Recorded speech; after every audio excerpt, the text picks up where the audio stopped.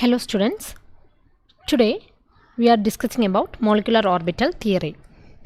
ഈ ക്ലാസ്സിൽ നമ്മൾ കവർ ചെയ്യാൻ ഉദ്ദേശിക്കുന്ന topics introduction, postulates, difference between AO and MO, that is atomic orbitals and molecular orbitals, LCAO method, difference between bonding molecular orbital and antibonding molecular orbital, criteria for forming molecular orbital,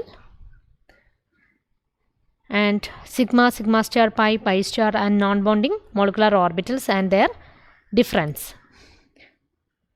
energy order of molecular orbitals, bond order and HOMO and LUMO of molecules. Okay, ഇപ്പം നമുക്ക് ആദ്യം തന്നെ ഇൻട്രൊഡക്ഷനിലേക്ക് പോവാം. Molecular orbital theory ആദ്യമായി develop ചെയ്തത് Frederick Hund and Robert Mulliken ആണ്. Frederick Hund and Robert Mulliken. നമ്മൾ കഴിഞ്ഞ ക്ലാസ്സിൽ വാലൻസ് ബോണ്ട് തിയറിയെ പറ്റി പഠിച്ചിട്ടുണ്ടായിരുന്നു. നമുക്കറിയാം, ഒരു മോളിക്യൂളിൻ്റെ പ്രോപ്പർട്ടി എക്സ്പ്ലെയിൻ ചെയ്യാൻ വേണ്ടിയിട്ട് നമ്മൾ ഉപയോഗിക്കുന്നതാണ് വാലൻസ് ബോണ്ട് തിയറി. അവിടെ നമ്മൾ ഓർബിറ്റൽ ഓവർലാപ്പ് എന്നൊരു കൺസെപ്റ്റ് കൊണ്ടുവന്നിട്ടുണ്ടായിരുന്നു. കോവാലൻ ബോണ്ടിനെ നമ്മൾ ഡിസ്ക്രൈബ് ചെയ്യുന്നത് ഓർബിറ്റൽ ഓവർലാപ്പ് എന്നൊരു കൺസെപ്റ്റ് വെച്ചിട്ടായിരുന്നു അല്ലേ. അപ്പോൾ അതുപോലെ തന്നെ മോളിക്കുലാർ ഓർബിറ്റൽ തിയറിയും നമുക്ക് മോളിക്യൂൾസിൻ്റെ പ്രോപ്പർട്ടീസ് എക്സ്പ്ലെയിൻ ചെയ്യാൻ വേണ്ടിയിട്ടാണ്.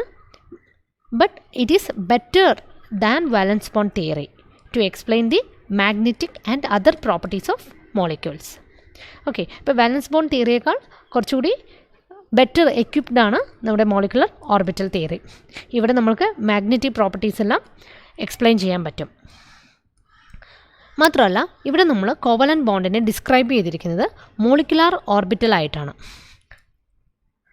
ഇവിടെ നമ്മൾ കോവലൻ ബോണ്ടിനെ ഡിസ്ക്രൈബ് ചെയ്തിരിക്കുന്നത് മോളിക്കുലാർ ഓർബിറ്റൽസ് ആയിട്ടാണ്. ഓക്കെ, അപ്പോൾ ഇത്രയാണ് അതിൽ പറയാനുള്ളത്. ഇനി നമ്മൾക്ക് ഒരു ക്വാണ്ടം മെക്കാനിക്കൽ അപ്രോച്ചിലേക്ക് നമ്മൾ ബോണ്ടിങ്ങിനെ കൊണ്ടുവരുവാണെങ്കിൽ അവിടെ ഇൻഡിവിജ്വൽ ആറ്റത്തിന് ഇമ്പോർട്ടൻസ് ഇല്ല. നമ്മൾ ആ മോളിക്യൂളിനെ മൊത്തത്തിലാണ് നമ്മൾ കൺസിഡർ ചെയ്യുന്നത്. ഓക്കെ, അപ്പോൾ നമ്മൾ ബോണ്ടിങ്ങിൻ്റെ ഒരു ക്വാണ്ടം മെക്കാനിക്കൽ അപ്രോച്ച് എടുത്ത് നോക്കുകയാണെങ്കിൽ നമുക്കറിയാം, ഇൻഡിവിജ്വൽ ആറ്റത്തിനല്ല അവിടെ ഇമ്പോർട്ടൻസ് ഉള്ളത്. അവിടെ മോളിക്യൂളിനെ മൊത്തത്തിൽ നമുക്ക് എക്സ്പ്ലെയിൻ ചെയ്യേണ്ടതുണ്ട്. ഓക്കെ, ഇനി നമുക്കിതിൻ്റെ പോസ്റ്റ്ലേറ്റ്സിനെ പറ്റി നോക്കാം. Some of the salient features of molecular orbital theory. ആദ്യത്തെ പോയിൻ്റ് പറയുന്നത്, നമുക്കറിയാം മോളിക്യൂൾ എന്ന് പറയുന്നത് രണ്ടോ അതിൽ കൂടുതലോ ആറ്റത്തിൻ്റെ കോമ്പിനേഷനാണ് അല്ലേ. അപ്പം ഈ എനർജി ഒരു മോളിക്യൂൾ ഫോം ചെയ്യുമ്പം അതിനുണ്ടാവുന്ന energy is less than the energies of the combining atoms. അതാണ് നമ്മളുടെ ഫസ്റ്റ് പോസ്റ്റുലേറ്റ്. എന്താണ്? മോളിക്യൂൾ എന്ന് പറയുന്നത് കോമ്പിനേഷൻ ഓഫ് ആറ്റംസ് ആണ്. അങ്ങനെ കമ്പൈൻ ചെയ്യുന്ന ആറ്റത്തേക്കാൾ എനർജി കുറവായിരിക്കും അവിടെ ഫോം ചെയ്യുന്ന മോളിക്യൂൾസിന്. ഇതാണ് നമ്മുടെ first point. Okay, A molecule is a stable combination of 2 or more atoms. The energy of the molecule is less than the energies of the isolated atoms. Second point നോക്കുകയാണെങ്കിൽ നമുക്കറിയാം molecular Schrödinger equation അല്ലേ. Molecular Schrödinger equation നമ്മൾ മുമ്പ് പഠിച്ചിട്ടുണ്ട്. Schrödinger equation പഠിച്ചിട്ടുണ്ട്. ഈ Schrödinger equation നമ്മൾ solve ചെയ്യുന്നത് ഒരു അക്സെപ്റ്റബിൾ ആയിട്ടുള്ള മോളിക്കുലാർ വേവ് ഫംഗ്ഷൻ കിട്ടാൻ വേണ്ടിയിട്ടാണ് നമ്മൾ ഷ്രോഡിഞ്ചർ ഇക്വേഷൻ സോൾവ് ചെയ്യുന്നത്. അപ്പോൾ നമുക്ക് അതിൻ്റെ മോളിക്കുലാർ എനർജി സ്റ്റേറ്റിന് നമുക്ക് ഡിസ്ക്രൈബ് ചെയ്യാൻ പറ്റും. ഓക്കെ, അതിനെയാണ് നമ്മൾ മോളിക്കുലാർ ഓർബിറ്റൽസ് എന്ന് പറയുന്നത്. അപ്പോൾ എന്താ പറഞ്ഞത്? ഒരു മോളിക്കുലാർ ഷ്രോഡിഞ്ചർ ഇക്വേഷൻ നമ്മൾ സോൾവ് ചെയ്ത് നമ്മൾക്ക് അതിൽ നിന്ന് അക്സെപ്റ്റബിൾ ആയിട്ടുള്ള മോളിക്കുലാർ വേവ് ഫംഗ്ഷൻ കിട്ടും. അത് നമ്മൾക്ക് മോളിക്കുലാർ എനർജി സ്റ്റേറ്റ് അല്ലെങ്കിൽ മോളിക്കുലാർ ഓർബിറ്റൽസിനെ നമുക്ക് ഡിസ്ക്രൈബ് ചെയ്യാൻ പറ്റും. ഓക്കെ, അപ്പോൾ ഷ്രോഡിഞ്ചർ വേവ് ഇക്വേഷൻ്റെ സൊല്യൂഷൻ വെച്ചിട്ട് നമ്മൾക്ക് മോളിക്കുലാർ എനർജി സ്റ്റേറ്റ് അല്ലെങ്കിൽ മോളിക്കുലാർ ഓർബിറ്റൽസിനെ ഡിസ്ക്രൈബ് ചെയ്യാൻ പറ്റും. ഇതാണ് നമ്മളുടെ സെക്കൻഡ് പോയിൻ്റ്. ഓക്കെ, ഇനി നമുക്ക് തേർഡ് പോയിൻറ്റിലേക്ക് പോവാം. നമ്മുടെ തേർഡ് പോയിൻറ്റിൽ പറയുന്നത് മോളിക്കുലാർ ഓർബിറ്റൽസ് എന്ന് പറയുന്നത് ഒരു മോളിക്യൂളിൻ്റെ മൊത്തത്തിലുള്ള റീജിയൻ കൺസിഡർ ചെയ്യുന്നുണ്ട്. ഓക്കെ, അതായത് നമുക്കറിയാം ആറ്റം എന്ന് പറയുമ്പം അതിൽ ഒരു ന്യൂക്ലിയസ് മാത്രമേ ഉണ്ടായിരിക്കുള്ളൂ. അപ്പം രണ്ടോ അതിൽ കൂടുതലോ ആറ്റംസ് ചേർന്നിട്ടാണ് മോളിക്യൂൾ ഉണ്ടാകുന്നത് അല്ലേ. അപ്പോൾ മോളിക്യൂൾസിൽ സ്വാഭാവികമായിട്ടും രണ്ടോ അതിൽ കൂടുതലോ ന്യൂക്ലിയസ് ഉണ്ടായിരിക്കും. അതുപോലെ തന്നെയാണ് മോളിക്കുലാർ ഓർബിറ്റൽസിൻ്റെ കേസിലും. മോളിക്കുലാർ ഓർബിറ്റൽസ് എന്ന് പറയുന്നത് ഒരു മോളിക്യൂളിനെ എൻറ്റയർ റീജിയൻ അവിടെ കൺസിഡർ ചെയ്യുന്നുണ്ട്. അതുകൊണ്ട് തന്നെ they are polycentric orbitals. Okay, ഒന്നിൽ കൂടുതൽ ന്യൂക്ലിയസ് ഉണ്ട്, ഒന്നിൽ കൂടുതൽ സെൻറ്റേഴ്സ് ഉണ്ട്. അതുകൊണ്ട് തന്നെ നമുക്കതിനെ പോളിസെൻട്രിക് ഓർബിറ്റൽസ് എന്ന് പറയാം. Okay, fourth point, molecular orbitals are formed by the combination of atomic orbitals of the atoms, and in this process the atomic orbitals lose their identity. Okay, മാത്രമല്ല എത്ര മോളിക്കുലാർ ഓർബിറ്റൽസ് ആണോ produce ചെയ്തിരിക്കുന്നത് അത് എത്ര atomic orbitals interact ചെയ്തിട്ടുണ്ട് എന്നതിന് equal ആയിരിക്കും. അതാണ് നമ്മുടെ ഫോർത്ത് പോയിന്റിൽ നമുക്ക് പഠിക്കാനുള്ളത്. അതായത് total number of molecular orbitals produced is equal to the number of interacting orbitals. അപ്പോൾ ഇവിടെ ഈ അറ്റോമിക് ഓർബിറ്റൽസ് ഇങ്ങനെ കമ്പൈൻ ചെയ്ത് മോളിക്കുലാർ ഓർബിറ്റൽസ് ഉണ്ടാകുമ്പം ഈ അറ്റോമിക് ഓർബിറ്റൽസ് അതിൻ്റെ ഐഡൻറ്റിറ്റി ലൂസ് ചെയ്യും. ഓക്കെ, ഇതാണ് ഫോർത്ത് പോയിൻ്റ്. ഓക്കെ, നമുക്ക് ഫിഫ്ത്ത് പോയിൻ്റ് നോക്കാം. ഇങ്ങനെ രണ്ട് അറ്റോമിക് ഓർബിറ്റൽസ് കമ്പൈൻ ചെയ്തിട്ട് മോളിക്കുലർ ഓർബിറ്റൽസ് ഉണ്ടാകുന്നതെന്ന് വിചാരിക്കാം. നമുക്കറിയാം, ഫോർത്ത് പോയിന്റിൽ പറഞ്ഞു എത്ര അറ്റോമിക് ഓർബിറ്റൽസ് കമ്പൈൻ ചെയ്തിട്ടുണ്ടോ അത്രയും number of molecular orbitals form ചെയ്യുമെന്ന് നമുക്കറിയാം. അപ്പോൾ നമ്മുടെ ഫിഫ്ത്ത് പോയിന്റിൽ പറയുന്നത് രണ്ട് അറ്റോമിക് ഓർബിറ്റൽസ് കമ്പൈൻ ചെയ്തിട്ടുണ്ടെങ്കിൽ സ്വാഭാവികമായിട്ട് നമുക്ക് രണ്ട് മോളിക്കുലർ ഓർബിറ്റൽസ് ഫോം ചെയ്യും അല്ലേ. അപ്പോൾ ഇതിൽ ഒന്ന് ബോണ്ടിങ് മോളിക്കുലർ ഓർബിറ്റലും മറ്റേത് ആൻറ്റി ബോണ്ടിങ് മോളിക്കുലർ ഓർബിറ്റലും ആയിരിക്കും. ഓക്കെ, അതായത് 2 അറ്റോമിക് ഓർബിറ്റൽസ് കമ്പൈൻ ചെയ്ത് നമുക്ക് 2 മോളിക്കുലർ ഓർബിറ്റൽസ് ഫോം ചെയ്യും. And the one is a bonding molecular orbital and the other one is anti bonding molecular orbitals. ഇനി ഒന്നുകൂടി പഠിക്കാനുണ്ട്. ഈ ബോണ്ടിങ് മോളിക്കുലർ ഓർബിറ്റൽസിന് കമ്പൈൻ ചെയ്യുന്ന അറ്റോമിക് ഓർബിറ്റൽസിനേക്കാൾ ലോവർ എനർജി ആയിരിക്കും. ആൻറ്റി ബോണ്ടിങ് മോളിക്കുലർ ഓർബിറ്റൽസിന് കമ്പൈൻ ചെയ്യുന്ന അറ്റോമിക് ഓർബിറ്റൽസിനേക്കാൾ ഹയർ എനർജി ആയിരിക്കും. ഇതാണ് ഫിഫ്ത്ത് പോയിൻ്റ്. സിക്സ്ത് പോയിൻ്റ് പറയുന്നത് ഓരോ മോളിക്കുലാർ ഓർബിറ്റൽ വേവ് ഫംഗ്ഷനും ഒരു സെറ്റ് ഓഫ് മോളിക്കുലാർ ക്വാണ്ടം നമ്പേഴ്സിനെ ഡിപ്പെൻഡ് ചെയ്തിരിക്കും. അത് വെച്ചിട്ട് നമ്മൾക്കതിൻ്റെ എനർജിയും ഷേപ്പും കണ്ടുപിടിക്കാൻ പറ്റും. ഇതാണ് നമ്മുടെ ആറാമത്തെ പോയിൻ്റ് പറയുന്നത്. ഓക്കെ, അപ്പോൾ ഓരോ മോളിക്കുലാർ ഓർബിറ്റൽ വേവ് ഫംഗ്ഷൻ ഒരു set of molecular quantum numbers ഉണ്ടായിരിക്കും. അത് വെച്ച് നമ്മൾക്കതിൻ്റെ എനർജിയും ഷേപ്പും ഡിസ്ക്രൈബ് ചെയ്യാൻ പറ്റും. ഓക്കെ, ഇനി സെവൻത്ത് പോയിന്റിൽ പറയുന്നത് ഒരു മോളിക്കുലാർ ഓർബിറ്റൽസിൻ്റെ സിഗ്നിഫിക്കൻസ് എന്ന് പറയുന്നത് ഒരു ആറ്റത്തിൽ അറ്റോമിക് ഓർബിറ്റൽസ് എങ്ങനെയാണോ അതിന് ഈക്വൽ ആയിട്ടാണ് ഉള്ളത്. ഓക്കെ, ഒരു മോളിക്യൂളിലെ മോളിക്കുലാർ ഓർബിറ്റൽസിൻ്റെ സിഗ്നിഫിക്കൻസ് എന്ന് പറയുന്നത് ഒരു ആറ്റത്തിലുള്ള ആറ്റോമിക് ഓർബിറ്റൽ എങ്ങനെയാണോ അതിന് ഈക്വൽ ആയിരിക്കും. അതുകൊണ്ട് തന്നെ നമുക്കറിയാം വേവ് ഫംഗ്ഷൻ സൈ അതിൻ്റെ സ്ക്വയർ എടുക്കുമ്പം നമുക്കറിയാം probability of finding the electron ആണ് അല്ലേ. അപ്പം സൈ സ്ക്വയർ ഡീറ്റോ എന്ന് പറയുന്നത് proportional to the probability of finding the electron in a given volume element d tau എന്ന ഒരു വോള്യത്തിൽ എത്ര ഇലക്ട്രോൺ ഡെൻസിറ്റി എവിടെയാണോ ഇലക്ട്രോൺ ഡെൻസിറ്റി ഫൈൻഡ് ചെയ്യാൻ പറ്റുന്നത് അതിനെയാണ് നമ്മൾ സൈ സ്ക്വയർ ഡീറ്റോ കൊണ്ട് സൂചിപ്പിക്കുന്നത്. ഓക്കെ, അപ്പം എട്ടാമത്തെ പോയിൻ്റ് നോക്കാം. ഓരോ മോളിക്കുലാർ ഓർബിറ്റൽസിനും ഒരു പ്രത്യേക എനർജി വാല്യൂ ഉണ്ടായിരിക്കും. ഇത്രയാണ് നമ്മുടെ എട്ടാമത്തെ പോയിന്റിൽ നമുക്ക് പറയാനുള്ളൂ. ഓരോ മോളിക്കുലാർ ഓർബിറ്റൽസിനും ഒരു ഡെഫിനിറ്റ് എനർജി വാല്യൂ ഉണ്ടായിരിക്കും. അതുകൊണ്ട് തന്നെ sum of the energies of the individual electrons in the molecular orbitals represents the total energy of the molecule. Okay, ഓരോ ഇൻഡിവിജ്വൽ ഇലക്ട്രോൺസിൻ്റെ മോളിക്കുലാർ ഓർബിറ്റൽസും നമ്മൾ കൂട്ടിയാൽ നമ്മൾക്ക് ആ മോളിക്യൂളിൻ്റെ എൻറ്റയർ മോളിക്യൂളിൻ്റെ ടോട്ടൽ എനർജി ലഭിക്കും. നയൻത്ത് പോയിൻ്റ് നോക്കാം. ഇത് നമുക്ക് മുമ്പേ അറിയുന്ന പോയിൻ്റ് തന്നെയാണ്. മോളിക്കുലാർ ഓർബിറ്റൽസിൽ എങ്ങനെയാണ് ഇലക്ട്രോൺസ് ഓക്യുപ്പൈ ചെയ്യുക നമുക്കറിയാം അല്ലേ. In accordance with Pauli's exclusion principle, oboe principle and Hund's rule of maximum multiplicity. ഇതിൽ എന്താ Pauli's exclusion principle? no two electrons in an atom can have the same value for all the 4 quantum numbers. അല്ലേ, ഒരു ആറ്റത്തിലെ 2 ഇലക്ട്രോൺസിന് ഒരേപോലുള്ള quantum numbers, ഒരേ set quantum numbers ഉണ്ടായിരിക്കില്ല. 4 quantum numbers നമ്മൾ പഠിച്ചിട്ടുണ്ടായിരുന്നു അല്ലേ. അപ്പം principal quantum number, azimuthal quantum number, magnetic quantum number same ആണെങ്കിലും spin quantum നമ്പറിലെങ്കിലും വ്യത്യാസം ഉണ്ടാവും. ഓക്കെ, അപ്പം ഒരു 2 ഇലക്ട്രോൺസ്, ഒരു ആറ്റത്തിലുള്ള 2 ഇലക്ട്രോൺസിന് ഒരേ സെറ്റ് ക്വാണ്ടം നമ്പേഴ്സ് ഉണ്ടായിരിക്കില്ല. ഈ 4 എണ്ണത്തിൽ ഏതെങ്കിലും ഒരു വാല്യൂ എങ്കിലും ചേഞ്ച് ആയിട്ട് ഉണ്ടായിരിക്കും. ഇതാണ് നമ്മുടെ പോളീസ് എക്സ്ക്ലൂഷൻ പ്രിൻസിപ്പിൾ എന്ന് പറയുന്നത്. ഓബോ പ്രിൻസിപ്പിൾ എന്തായിരുന്നു പഠിച്ചിട്ടുണ്ടായിരുന്നത്? ഇലക്ട്രോൺസ് ഓക്യുപ്പൈ ചെയ്യുന്നത്, മോളിക്കുലർ ഓർബിറ്റൽസിൽ ഇലക്ട്രോൺസ് ഓക്യുപ്പൈ ചെയ്യുന്നത് ഇൻക്രീസിങ് ഓർഡർ ഓഫ് എനർജിയിലാണ്. അതുപോലെ Hund's rule of maximum multiplicity എന്തായിരുന്നു പറഞ്ഞിട്ടുണ്ടായിരുന്നത്? നമുക്കറിയാം, ഒരു പെയറിങ് നടക്കണമെങ്കിൽ ഓരോ ഓർബിറ്റലിലും 1 ഇലക്ട്രോൺ ഫില്ലായതിനു ശേഷം മാത്രമാണ് അവിടെ പെയറിങ് നടക്കുള്ളൂ. ഓക്കെ, ഇതൊരു പി ഓർബിറ്റലാണെങ്കിൽ P X, P Y, P Z ആണ്. അപ്പോൾ നമുക്കിവിടെ 4 ഇലക്ട്രോൺസ് അക്കോമഡേറ്റ് ചെയ്യണമെങ്കിൽ ആദ്യം ഓരോ ഇലക്ട്രോൺ വെച്ച് ഓരോ ഓർബിറ്റലിൽ ഫില്ലാവും. അതിനുശേഷം മാത്രമാണ് അവിടെ എന്ത് നടക്കുള്ളൂ? പെയറിങ് നടക്കുള്ളൂ. ഇതാണ് നമ്മുടെ Hund's rule of maximum multiplicity. Okay, അപ്പോൾ ഇത്രയേ ഉള്ളൂ നമ്മളുടെ postulates or salient features of molecular orbital theory. നമുക്കൊന്നുകൂടി നോക്കാം.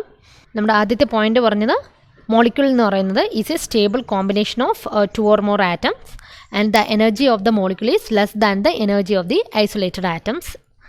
The second point പറഞ്ഞത്, Schrodinger equation is solved to provide the acceptable molecular wave function. Okay, അത് വെച്ചിട്ട് നമുക്ക് അതിൻ്റെ എനർജി സ്റ്റേറ്റ് കണ്ടുപിടിക്കാൻ പറ്റും. അതിനെയാണ് നമ്മൾ മോളിക്കുലാർ ഓർബിറ്റൽസ് എന്ന് പറയുന്നത്. തേർഡ് പോയിന്റ് നമ്മൾ എന്താ പറഞ്ഞത്? മോളിക്കുലാർ ഓർബിറ്റൽസ് എന്ന് പറയുന്നത് ഒരു മോളിക്യൂളിൽ മൊത്തമായിട്ട് എൻറ്റയർ റീജിയൻ ഓഫ് ദി മോളിക്യൂളിൽ സ്പ്രെഡ് ചെയ്തിട്ടുണ്ട്. അതുകൊണ്ട് തന്നെ അതിനെ പോളിസെൻട്രിക് ഓർബിറ്റൽസ് എന്നാണ് നമ്മൾ പറയുക. എന്താ കാരണം? ഒന്നിൽ കൂടുതൽ ന്യൂക്ലിയസ് അതിനകത്തുണ്ട്. ഫോർത്ത് പോയിന്റ് എന്തായിരുന്നു പറഞ്ഞിട്ടുണ്ടായിരുന്നത്? അറ്റോമിക് ഓർബിറ്റൽസ് കമ്പൈൻ ചെയ്ത് മോളിക്കുലാർ ഓർബിറ്റൽസ് ഫോം ചെയ്യുമ്പം that atomic orbitals lose their identity. Also total number of molecular orbitals produced is equal to the total number of interacting atomic orbitals. Fifth point, 2 atomic orbitals combine ചെയ്ത് 2 molecular orbitals form ചെയ്തിട്ടുണ്ടെങ്കിൽ അതിലെ ഒരു molecular orbital എന്ന് പറയുന്നത് bonding MO ആയിരിക്കും. അതിന് atomic ഓർബിറ്റൽസിനേക്കാൾ, combine ചെയ്യുന്ന atomic ഓർബിറ്റൽസിനേക്കാൾ ലോവർ എനർജി ഉണ്ടായിരിക്കും. അതുപോലെ തന്നെ രണ്ടാമത്തെ മോളിക്കുലാർ ഓർബിറ്റൽ എന്ന് പറയുന്നത് ആൻറ്റിബോണ്ടിങ് മോളിക്കുലാർ ഓർബിറ്റൽ ആയിരിക്കും. അതിന് കമ്പൈൻ ചെയ്യുന്ന അറ്റോമിക് ഓർബിറ്റലിനേക്കാൾ ഹയർ എനർജി ആയിരിക്കും. സിക്സ്ത് പോയിന്റിൽ പറഞ്ഞത്, ഓരോ മോളിക്കുലാർ ഓർബിറ്റൽ വേവ് ഫംഗ്ഷനും ഒരു set of molecular quantum numbers ഉണ്ടായിരിക്കും. That determines the energy and shape of the molecular orbital. Seventh പോയിന്റിൽ നമ്മൾ നോക്കിയത് സൈ സ്ക്വയറിൻ്റെ സിഗ്നിഫിക്കൻസ് ആയിരുന്നു അല്ലേ. സൈ സ്ക്വയർ ഡീറ്റോ എന്ന് പറയുന്നത് probability of finding the electron in a given volume d tau. അതുപോലെ ഒരു മോളിക്കുലാർ ഓർബിറ്റലിൻ്റെ സിഗ്നിഫിക്കൻസ് എന്ന് പറയുന്നത് ഒരു ആറ്റത്തിലെ അറ്റോമിക് ഓർബിറ്റൽസ് എങ്ങനെയാണോ അതുപോലെ തന്നെയാണ്. ഇനി എട്ടാമത്തെ പോയിന്റിൽ നമ്മൾ നോക്കിയത്, ഓരോ മോളിക്കുലാർ ഓർബിറ്റൽസിനും ഒരു ഡെഫിനിറ്റ് എനർജി വാല്യൂ ഉണ്ട്. The sum of the energies of the individual electrons represents the total energy of the molecule. Okay, ninth point നമ്മൾ പറഞ്ഞു, electrons occupy the molecular orbitals in accordance with Pauli's exclusion principle, oboe principle and Hund's rule of maximum multiplicity. Okay, അപ്പോൾ ഇത്രയാണ് നമ്മളുടെ postulates. ഇനി നമുക്ക് ഇതിൻ്റെ difference നോക്കാം. Difference between atomic orbitals and molecular orbitals. As usual നമുക്ക് ഇതിൻ്റെ ആദ്യത്തെ ഡിഫറൻസ് എന്ന് പറയുന്നത് അതിൻ്റെ ഡെഫിനേഷൻ തന്നെയാണ്. നമുക്കറിയാം, atomic orbital is the three-dimensional region of space around the nucleus in an atom where there is maximum probability for finding an electron. Okay, അതാണ് നമ്മളുടെ അറ്റോമിക് ഓർബിറ്റലിൻ്റെ ഡെഫിനീഷൻ. അതേപോലെ തന്നെയാണ് മോളിക്കുലർ ഓർബിറ്റലിൻ്റെ ഡെഫിനീഷനിലും പറയുന്നത്. Molecular orbital is the three dimensional region of space around a group of nuclei in a molecule where there is maximum probability for finding an electron. Okay, അപ്പോൾ ഇതാണ് നമ്മളുടെ ആദ്യത്തെ ഡിഫറൻസ്. അറ്റോമിക് ഓർബിറ്റൽ എന്ന് പറയുന്നത് ഒരു 3 ഡയമെൻഷണൽ റീജിയൻ ആണ് അല്ലേ, സ്പേസിലുള്ള ഒരു 3 ഡയമെൻഷണൽ റീജിയൻ ആണ്. Around A nucleus in an atom, ഒരു ആറ്റത്തിൻ്റെ ന്യൂക്ലിയസിന് ചുറ്റുമുള്ള ഒരു 3 ഡയമെൻഷണൽ റീജിയൻ ആണ് അറ്റോമിക് ഓർബിറ്റൽ എന്ന് പറയുന്നത്. അവിടെ നമ്മൾക്ക് ഒരു ഇലക്ട്രോണ് കാണാനുള്ള സാധ്യത മാക്സിമം ആയിരിക്കും. അതേപോലെ തന്നെ മോളിക്കുലാർ ഓർബിറ്റൽ എന്ന് പറയുന്നത് ഒരു ഗ്രൂപ്പ് ഓഫ് ന്യൂക്ലിയായി, ഒരു മോളിക്കുലിനകത്തുള്ള ഒരു ഗ്രൂപ്പ് ന്യൂക്ലിയൈക്ക് ചുറ്റും കാണുന്ന 3 ഡയമെൻഷണൽ റീജിയനെയാണ് നമ്മൾ മോളിക്കുലാർ ഓർബിറ്റൽ എന്ന് പറയുന്നത്. ഒരു മോളിക്കുലിനകത്തുള്ള ഒരു ഗ്രൂപ്പ് ഓഫ് ന്യൂക്ലിയൈക്ക് ചുറ്റുമുള്ള ഒരു 3 ഡയമെൻഷണൽ റീജിയനാണ്. അവിടെ ഇതേപോലെ തന്നെ ഇലക്ട്രോൺ കാണാനുള്ള പ്രോബബിലിറ്റി മാക്സിമം ആയിരിക്കും. ഓക്കെ, ഇപ്പോൾ നമ്മുടെ രണ്ടാമത്തെ പോയിന്റ് നോക്കാം. Atomic orbital is A wave function. Okay, atomic orbital എന്ന് പറയുന്നത് ഒരു വേവ് ഫംഗ്ഷനാണ്. നമുക്കറിയാം വേവ് ഫംഗ്ഷനെ നമ്മൾ സൈ കൊണ്ടാണ് ഡിനോട്ട് ചെയ്യുന്നത് അല്ലേ. സൈക്ക് മാത്രമായിട്ടൊരു സിഗ്നിഫിക്കൻസ് ഇല്ല. സൈ സ്ക്വയർ ആണെങ്കിലോ അതിൻ്റെ സ്ക്വയർ എടുക്കുമ്പോൾ നമുക്കവിടെ probability of finding an electron okay in a given region. അപ്പം നമുക്ക് സൈ സ്ക്വയർ എടുക്കുമ്പോൾ നമുക്കൊരു സിഗ്നിഫിക്കൻസ് വന്നു അല്ലേ, probability of finding an electron. ഇനി മോളിക്കുലാർ ഓർബിറ്റൽ നോക്കാം. Molecular orbital is also A wave function. അവിടെയും ഇതേപോലെ തന്നെ അതിൻ്റെ സ്ക്വയർ എടുക്കുമ്പോൾ നമുക്ക് probability of finding an electron within A given region of space കിട്ടും. മൂന്നാമത്തെ ഡിഫറൻസിൽ പറയുന്നത് atomic orbitals R energy States of an atom in which the electrons of the atom are filled. ഈ അറ്റോമിക് ഓർബിറ്റൽസ് എന്ന് പറയുന്നത് ശരിക്കും ആറ്റത്തിൻ്റെ എനർജി സ്റ്റേറ്റ്സ് ആണ്.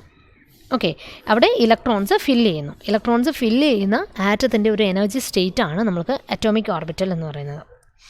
അതേപോലെ തന്നെ മോളിക്കുലാർ ഓർബിറ്റലിൻ്റെ കേസിൽ നോക്കുകയാണെങ്കിൽ ഒരു മോളിക്യൂളിൻ്റെ എനർജി സ്റ്റേറ്റ് ആണ് മോളിക്കുലാർ ഓർബിറ്റൽസ്. അവിടെ ഇലക്ട്രോൺസ് ഫില്ല് ചെയ്യുന്നു. ഫോർത്ത് പോയിന്റ് എന്താ പറയുന്നത്? An electron in an atomic orbital is under the influence of just one nucleus. Molecular ഓർബിറ്റലിൻ്റെ കേസിലോ an electron in a molecular orbital is under the influence of all the nuclei in the molecule. അപ്പം atomic ഓർബിറ്റലിൽ പറഞ്ഞത് atomic ഓർബിറ്റലിനകത്തുള്ള ഒരു electron ഒരു ന്യൂക്ലിയസിൻ്റെ മാത്രം ഇൻഫ്ലുവൻസിലാണ് ഇരിക്കുന്നത്. എന്നാൽ മോളിക്കുലർ ഓർബിറ്റൽസിൻ്റെ കേസിലാണെങ്കിലോ അവിടെ ഒന്നിൽ കൂടുതൽ ന്യൂക്ലിയായി ഉണ്ടല്ലേ, അപ്പോൾ എല്ലാ ന്യൂക്ലിയസിൻ്റെയും ഇൻഫ്ലുവൻസിലാണ് അവിടെ ഒരു ഇലക്ട്രോൺ ഉണ്ടാവുക. ഓക്കെ, ഇപ്പം അഞ്ചാമത്തെ പോയിന്റ് നോക്കാം. An atomic orbital is an inherent property of an atom. A molecular orbitals are those which are formed from atomic orbitals. Okay, and that atomic orbitals lose their identity in this process. അപ്പോൾ ഇതാണ് നമ്മുടെ fifth point. അതായത് atomic orbitals എന്ന് പറയുന്നത് ഒരു inherent പ്രോപ്പർട്ടിയാണ്. Molecular ഓർബിറ്റൽസോ atomic orbitals combine ചെയ്തിട്ടാണ് molecular orbitals ഉണ്ടാകുന്നത്.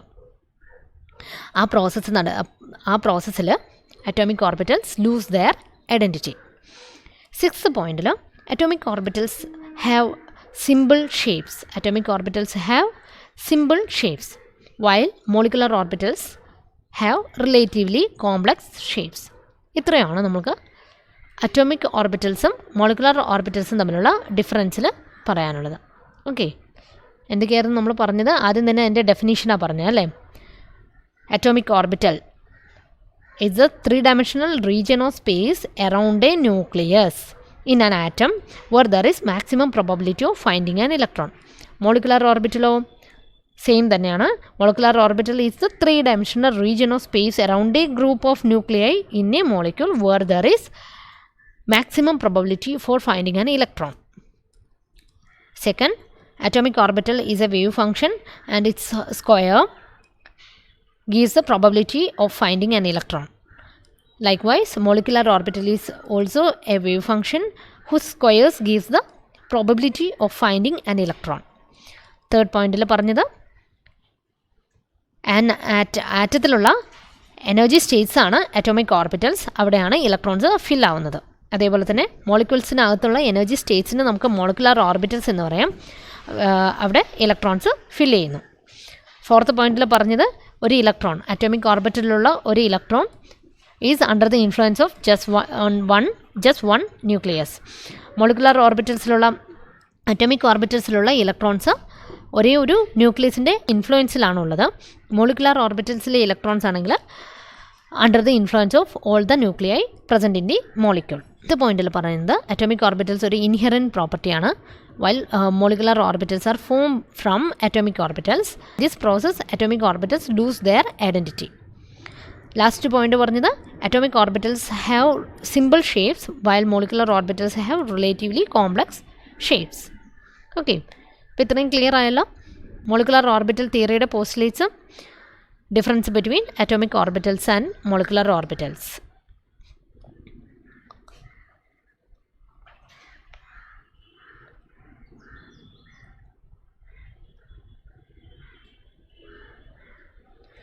നമുക്കിനി അടുത്ത ഒരു ടോപ്പിക്കിലേക്ക് നോക്കാം. Linear combination of atomic orbitals or LCAO method.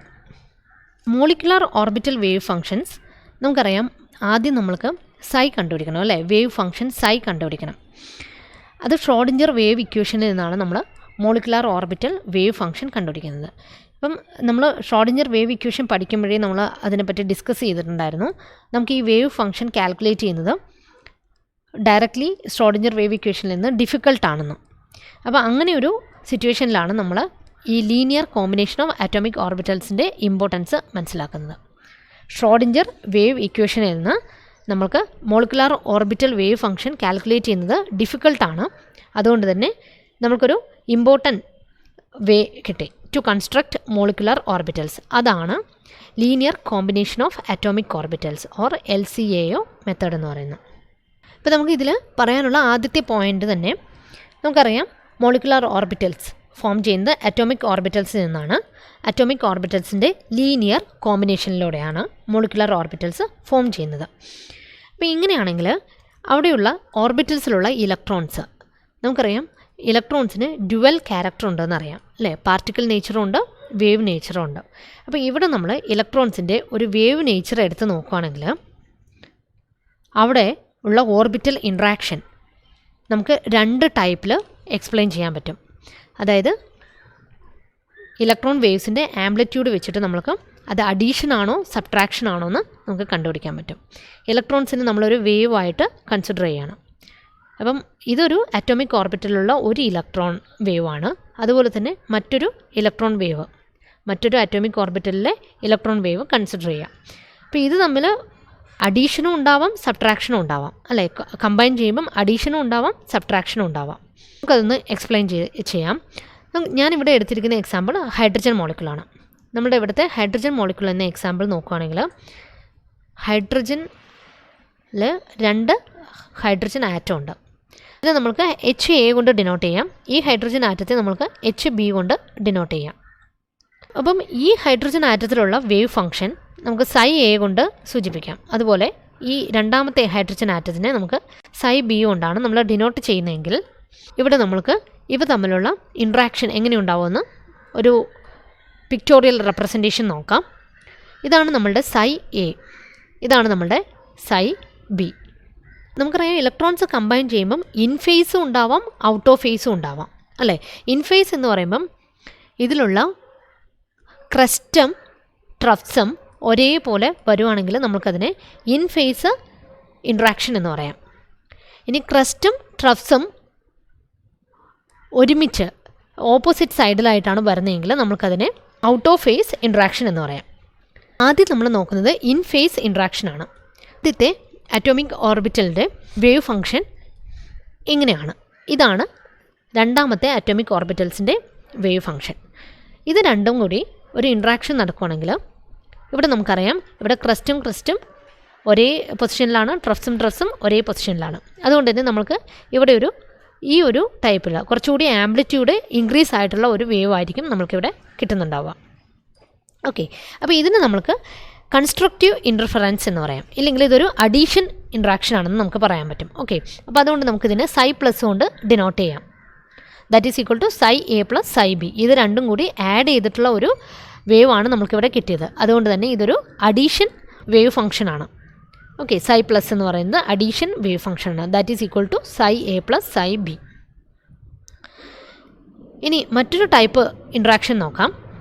ഇതാണ് ആദ്യത്തെ അറ്റോമിക് ഓർബിറ്റലിൻ്റെ വേവ് ഫംഗ്ഷൻ. ഇത് രണ്ടാമത്തെ അറ്റോമിക് ഓർബിറ്റലിൻ്റെ വേവ് ഫംഗ്ഷൻ.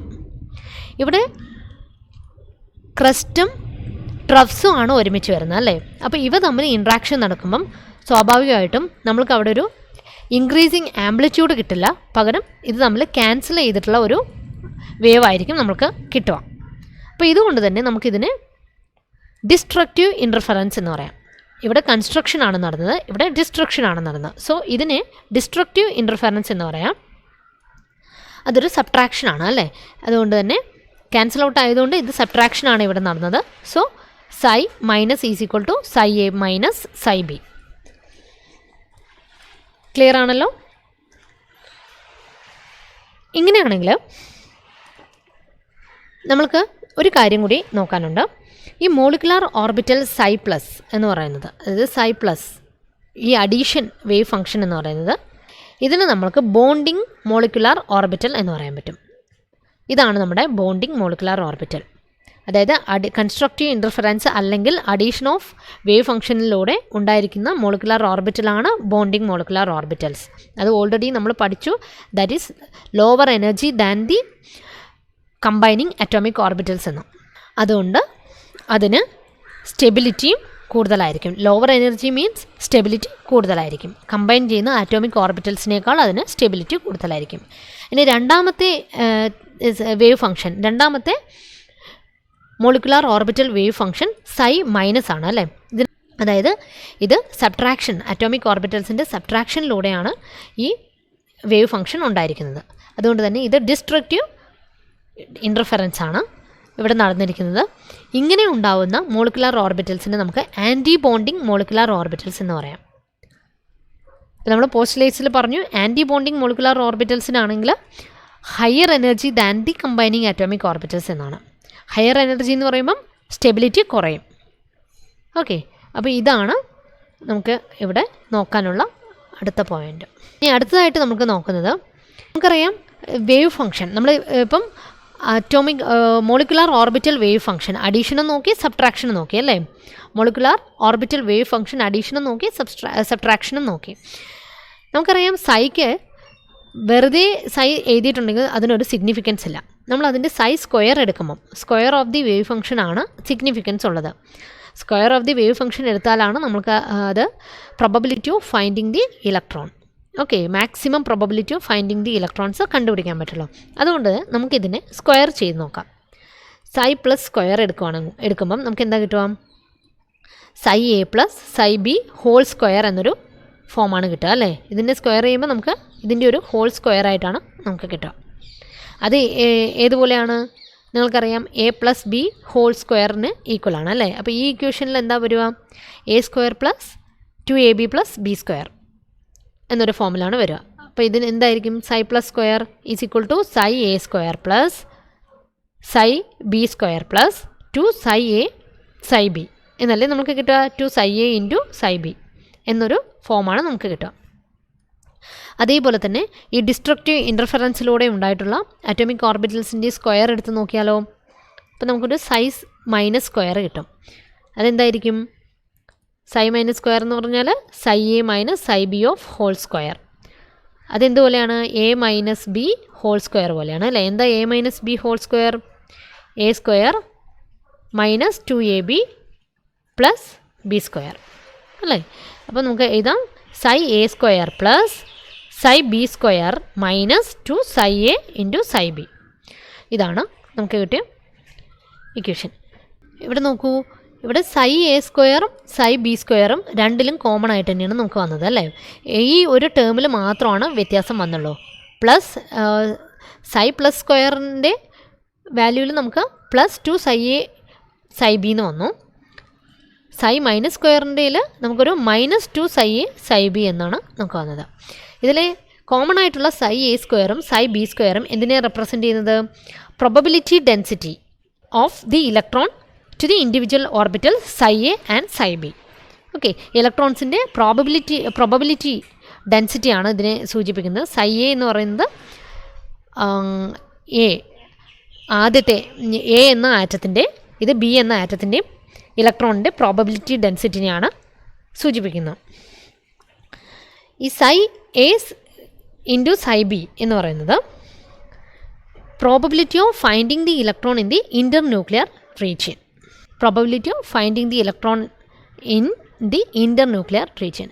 രണ്ട് ന്യൂക്ലിയസിന് ഇടയിലുള്ള റീജിയനിൽ ഇലക്ട്രോൺസ് എത്രത്തോളം ഉണ്ട് എന്നതിനെയാണ് ഈ psi A into psi B സൂചിപ്പിക്കുന്നത്. ഇവിടെ കൺസ്ട്രക്റ്റീവ് ഇൻ്റർഫറൻസ് എടുത്ത് നോക്കുമ്പം അവിടെ നമുക്ക് +2 സൈ എ സൈ ബി എന്നാണ്. അതിൻ്റെ അർത്ഥം ഈ രണ്ട് ന്യൂക്ലിയസ് ഫോം ചെയ്തിട്ടുള്ള മോളിക്കുലാർ ഓർബിറ്റൽസിലെ രണ്ട് ന്യൂക്ലിയസിൻ്റെ ഇടയിലുള്ള ഇലക്ട്രോണിൻ്റെ ഡെൻസിറ്റി ഇൻക്രീസിനെയാണ് ഇവിടെ സൂചിപ്പിക്കുന്നത്. ഓക്കെ, അതേപോലെ -2 സൈ എ സൈ ബി എന്ന് പറഞ്ഞാൽ ഈ രണ്ട് ന്യൂക്ലിയസിൻ്റെ ഇടയിലുള്ള സ്പേസിൽ ഉള്ള ഇലക്ട്രോൺസിൻ്റെ ഡെൻസിറ്റി കുറവായിട്ടാണ് സൂചിപ്പിക്കുന്നത്. അപ്പോൾ ഇതിൻ്റെ കേസിൽ ഇലക്ട്രോൺസ് രണ്ട് ന്യൂക്ലിയസിൻ്റെ ഇടയിൽ കൂടുതലായിട്ട് ഫോം ചെയ്യും. അതുകൊണ്ട് തന്നെ ഇലക്ട്രോൺസിന് ഈ ന്യൂക്ലിയസിൻ്റെയും ഉള്ള അട്രാക്റ്റീവ് ഫോഴ്സ് ഈ ഇലക്ട്രോൺസിന് കിട്ടും. അപ്പം ഇതിന് സ്റ്റെബിലിറ്റി കൂടുതലായിരിക്കും.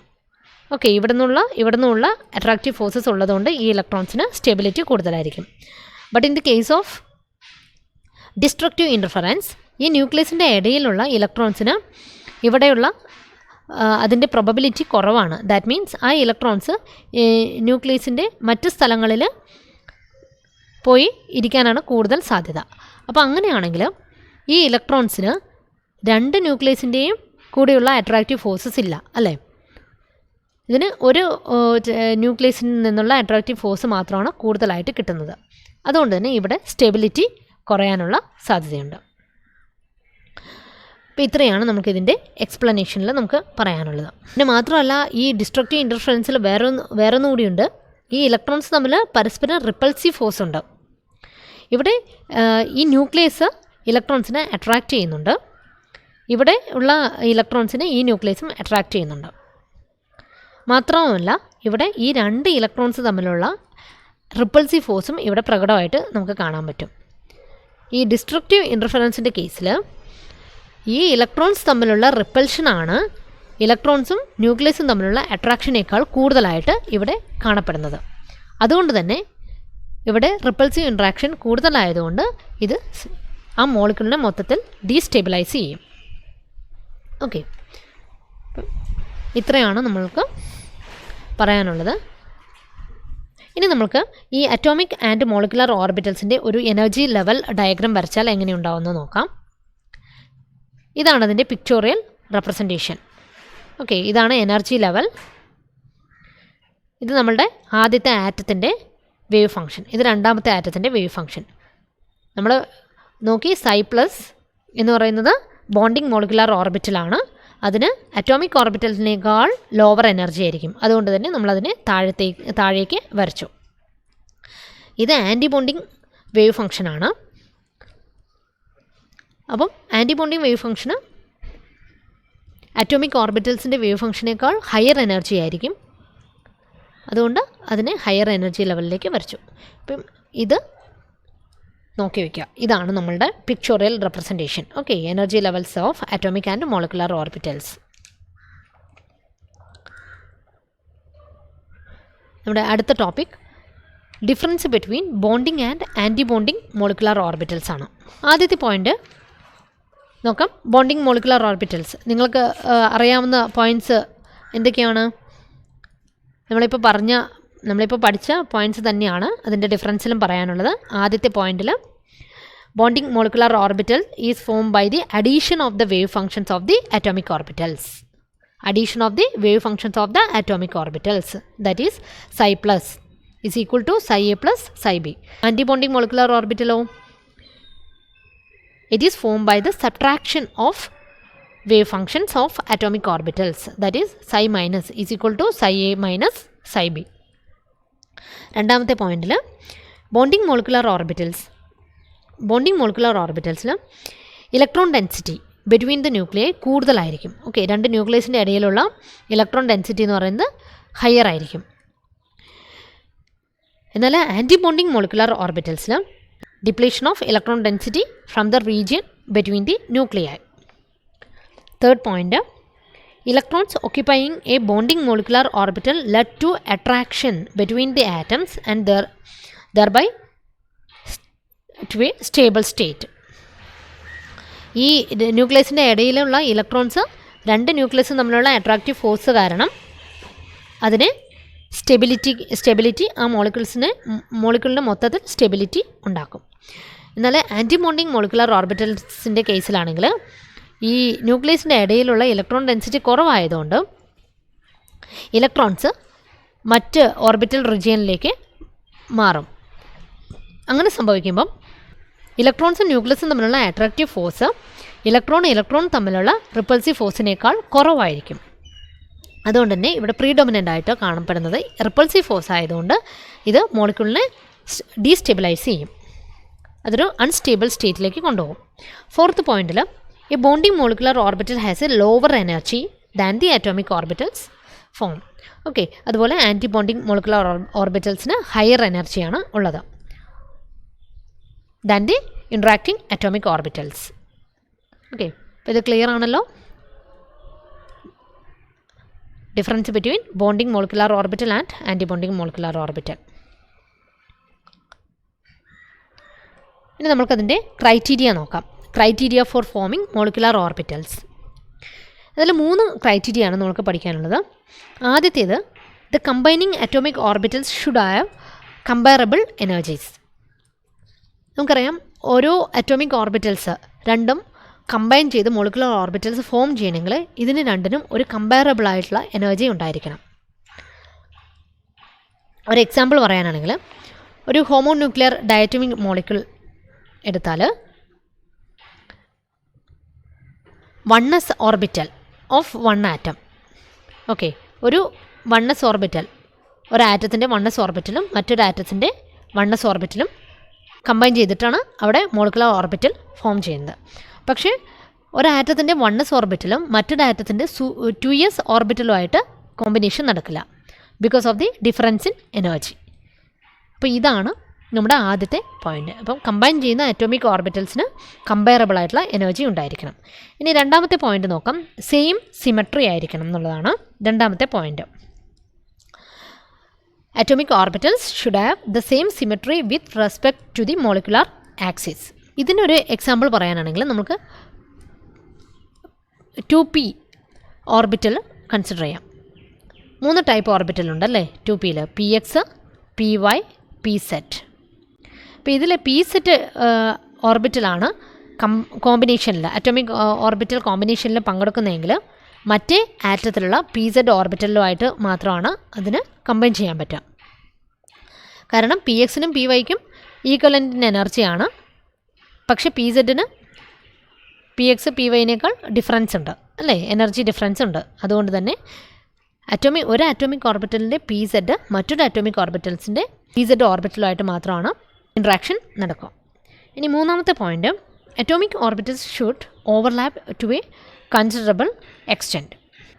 ഈ കമ്പൈൻ ചെയ്യുന്ന അറ്റോമിക് ഓർബിറ്റൽസ് ഓവർലാപ്പ് നടന്നിട്ടാണ് നമുക്ക് ഒരു ബോണ്ടിങ് അവിടെ ഫോം ചെയ്യുന്നത് അല്ലേ, ഒരു കോവാലന്റ് ബോണ്ട് ഫോം ചെയ്യുന്നത്. അപ്പോൾ ഇങ്ങനെയാണെങ്കിൽ ഈ ആറ്റംസ് തമ്മിൽ വളരെ ക്ലോസ് ആയിട്ട് ഇരിക്കണം, എങ്കിൽ മാത്രമാണ് അവിടെ ഓർബിറ്റൽ ഓവർലാപ്പ് നടക്കുള്ളൂ. ഇതാണ് ഒരു ആറ്റം, ഇതതിൻ്റെ അറ്റോമിക് വാലൻസ് ഷെല്ലിലുള്ള അറ്റോമിക് ഓർബിറ്റൽ. ഇതാണ് മറ്റൊരു ആറ്റം, അതിൻ്റെ അറ്റോമിക് ഓർബിറ്റൽ. ഇവ തമ്മിൽ ക്ലോസ് ആയി ഇരുന്നാൽ മാത്രമാണ് ഇവിടെ ഒരു ഓർബിറ്റൽ ഓവർലാപ്പ് നടക്കുള്ളൂ, ഇവിടെ ഒരു ബോണ്ടിങ് ഫോം ചെയ്യുള്ളൂ. ഓക്കെ, മാത്രമല്ല ഇലക്ട്രോൺ ഡെൻസിറ്റി ഈ രണ്ട് ന്യൂക്ലിയസിൻ്റെ ഇടയിൽ ഫോം ചെയ്യുള്ളൂ. പക്ഷേ ഇവ തമ്മിൽ ഒരു ഡിസ്റ്റൻറ്റിൽ ആണ് ഇരിക്കുന്നതെങ്കിൽ അവിടെ ഒരു കെമിക്കൽ ബോണ്ടും ഫോം ചെയ്യില്ല. അതുകൊണ്ട് തന്നെ ഇതാണ് നമ്മളുടെ മൂന്നാമത്തെ point. The combining atomic orbitals should overlap to a considerable extent.